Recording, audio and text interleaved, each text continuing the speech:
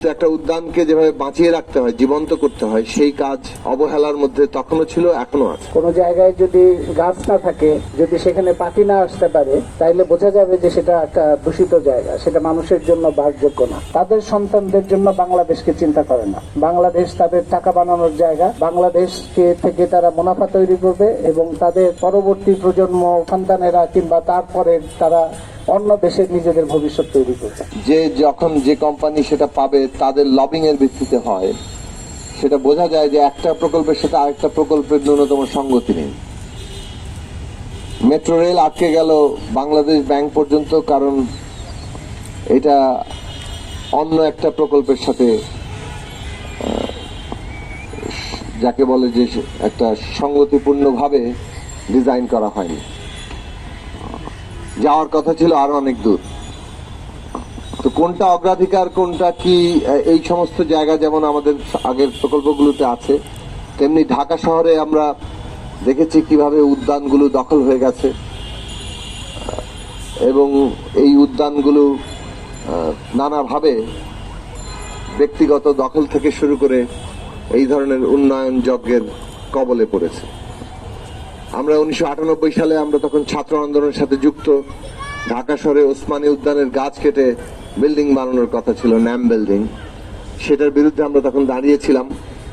ওই গুলিস্তানের এই উদ্যানটিকে তখন রক্ষা করা গিয়েছিল, কিন্তু একটা উদ্যানকে যেভাবে বাঁচিয়ে রাখতে হয়, জীবন্ত করতে হয়, সেই কাজ অবহেলার মধ্যে তখনও ছিল, এখনো আছে।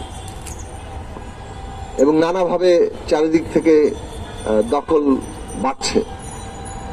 একইভাবে ছোট বড় যতগুলো উদ্যান আছে, সবগুলো উদ্যানই এই ধরনের দখলের মুখে কিংবা ধ্বংসের মুখে। ঢাকা ক্রমাগত বাসের অনুপযোগী হয়ে পড়ছে, কিন্তু স্ট্রাকচারের পর স্ট্রাকচার কেবল উঠছে, একটা কংক্রিটের শহরে পরিণত হচ্ছে। এই শহরে মানুষ ভবিষ্যৎ কিভাবে থাকবে তার কোনো চিন্তা যেমন নেই এই শাসকদের, সেটা এখন পর্যন্ত একই ধারাবাহিকতা চলছে, সেটাই দুঃখজনক। অভ্যুত্থানের মধ্যে দিয়ে একটা নতুন সরকার এসছে, তাদের সমস্ত প্রকল্পকে নতুন করে ভাবা দরকার, পরীক্ষা নিরীক্ষা করা দরকার এবং প্রাণ প্রকৃতি পরিবেশকে অগ্রাধিকার দিয়ে তার সুরক্ষার ভিত্তিতেই সমস্ত প্রকল্পকে নতুন করে সাজানো দরকার। প্রয়োজনে যেখানে বাতিল করতে হবে বাতিল করতে হবে, যেখানে নতুন করে ডিজাইন করতে হবে সেই ডিজাইন করা দরকার। সেই কাজগুলো বর্তমান সরকারের দায়িত্ব। সেটা না করলে জনগণের কাছে তারা পুরনো সরকারের যে জের বহন করার জন্য অভিযুক্ত হবেন এবং সেটা নিঃসন্দেহে আমাদের এই অভ্যুত্থানের যে আকাঙ্ক্ষা তার বিরুদ্ধে যাবে। আমাদের যে শহীদেরা এই অভ্যুত্থানকে সফল করে তুলেছিলেন, তাদের যে স্বপ্ন তার বিরুদ্ধে যাবে। কাজে আমরা দাবি তুলব। আজকে এখানে বিশিষ্ট ব্যক্তিবর্গরা উপস্থিত হয়েছেন, যারা এই বিষয়ে টেকনিক্যাল বিষয়গুলো জানেন, তারা হয়তো আরো পরিষ্কার করে এই ডিজাইনকে কিভাবে নতুন করে করা যায় সে বিষয়ে পরামর্শ দেবেন। এবং সরকারের কাছে আমরা এই আহ্বান জানাবো যে প্রত্যেকটি প্রকল্পকে পুঙ্খানুপুঙ্খভাবে নতুন করে যাচাই বাছাই করতে হবে, পর্যালোচনা করতে হবে এবং প্রকৃতি পরিবেশ রক্ষা করেই এইসব প্রকল্প বাস্তবায়ন করতে হবে। চোখে দেখা ফলাফল যাই হোক না কেন, সেটার একটা দীর্ঘমেয়াদী ফলাফল থাকে এবং তার অনেক বড় ফলাফল তৈরি করে। তো এটার নাম হচ্ছে গাছ রক্ষা আন্দোলন। এটার নাম গাছ রক্ষা আন্দোলন না হয়ে মানুষ রক্ষা আন্দোলনও হতে পারত, কারণ গাছের তো মানুষকে দরকার নাই, কিন্তু মানুষের গাছের দরকার আছে। গাছ আমরা চাই যাতে সেখানে পাখি আসে, ফুল ফল হয় এবং সেগুলি চাই যাতে মানুষ সুস্থ থাকে। কোনো জায়গায় যদি গাছ না থাকে, যদি সেখানে পাখি না আসতে পারে, তাইলে বোঝা যাবে যে সেটা একটা দূষিত জায়গা, সেটা মানুষের জন্য বাসযোগ্য না। এটা একটা কাণ্ডজ্ঞানের বিষয়। এই কাণ্ডজ্ঞানের বিষয়টাই আমাদের নীতি নির্ধারকদের বোঝানো যায় না।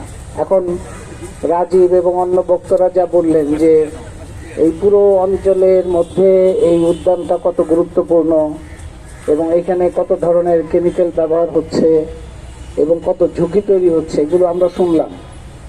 এখন সারা বাংলাদেশে বিআইপির ইনস্টিটিউট অফ প্ল্যানার্সের সাধারণ সম্পাদক তিনি বললেন যে ঢাকা শহরে যেভাবে কিভাবে প্রাণ প্রকৃতি নষ্ট হয়েছে, ধ্বংস হয়েছে, নদী উন্মুক্ত স্থান, পার্ক, সেগুলো জলাভূমি, সেগুলো একটা শ্বেতপত্র প্রকাশের জন্য। আমি তার সাথে সম্পূর্ণ একমত এবং সেই সাথে বলতে চাই এটা আসলে সারা বাংলাদেশের ক্ষেত্রেই হওয়া উচিত। এই যে উন্নয়নের দশক কিংবা তারও আগের থেকে, এটা তো শেখ হাসিনার একক কৃতিত্ব না, আগে যারা ছিলেন তারাও একই ধারাতেই ছিলেন। শেখ হাসিনা একটু জোর কদমে এগিয়েছেন কিংবা তার ইয়েটা ছিল, গতি ছিল অনেক বেশি।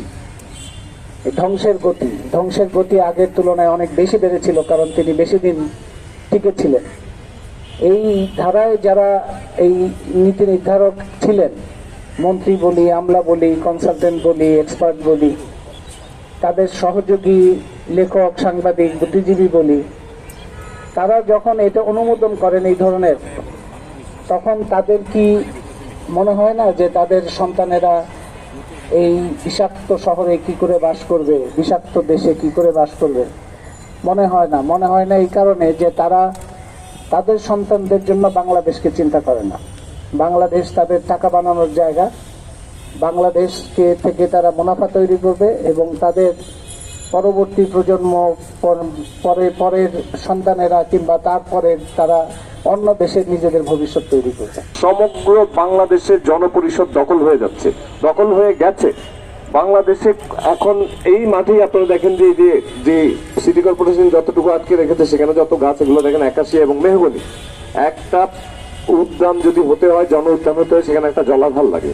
সেখানে এমন গাছগুলি লাগাতে হয় যাতে পাখি সারা বছর তার খাবার খেতে পারে। আপনারা দেখেন যে ক্ষুধায় পাখিরা, ইভেন একটা মাছরাঙ্গা এসে হচ্ছে ময়লার মধ্যে এসে বসে। এই দৃশ্য হচ্ছে এই দেশের মানুষ কিভাবে হচ্ছে চোখে দেখতে পায় না।